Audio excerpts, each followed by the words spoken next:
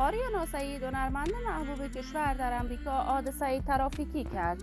دلیل این حادثه ترافیکی آریانا سعید چی بوده است؟ آریانا چرا دیگر به کارهای هنر آوازخوانیش نپرداخت؟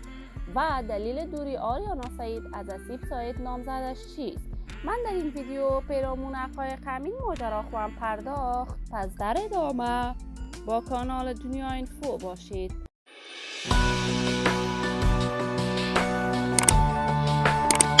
سلام و سلامتی نثار هر یک از شما همراهان خوب کانال دنیا اینفو. برای حمایت از من علامت سابسکرایب را فشار دهید تا ویدیوهای دیگر کانال دنیا اینفو را از دست ندهید. آریانا سعید هنرمند بی‌بدیل، یکی از اسطوره‌های ماندگار در هنر موسیقی افغانستان، شهرت و محبوبیت هنری خاص خودش را دارد.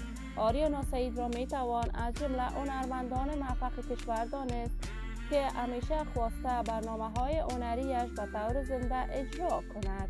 آریانا سعید در سال 2018 با مدیر برنامه‌هایش اسیب سعید نامزد شد.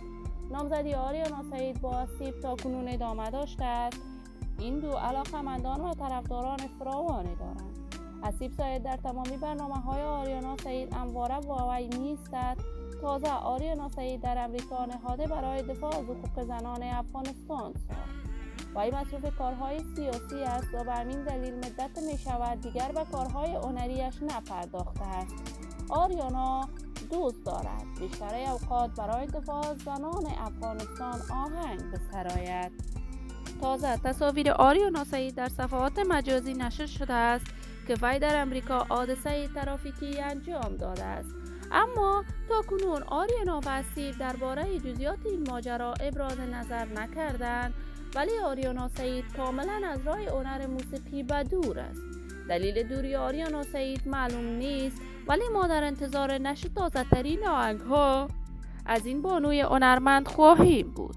دوستان و عزیزان نهایت ارجمند کانال دنیا اینفو، شما هم نظریات نیکتان را در بخش کامنت با من شریک بسازید. این ویدیو را با علاقه‌مندان و دوستان آریانا سعید و اسیب به اشتراک بگذارید. اگر تا هنوز دوست کانال دنیا اینفو نشدید، پس برای دوست شدن با این کانال علامت سابسکرایب را فشار دهید تا ویدیوهای دیگر کانال دنیا اینفو را از دست ندهید. تا درود دیگر تمام شما نازنینان را به لای منان سپرده موفق و کامیاب باشید.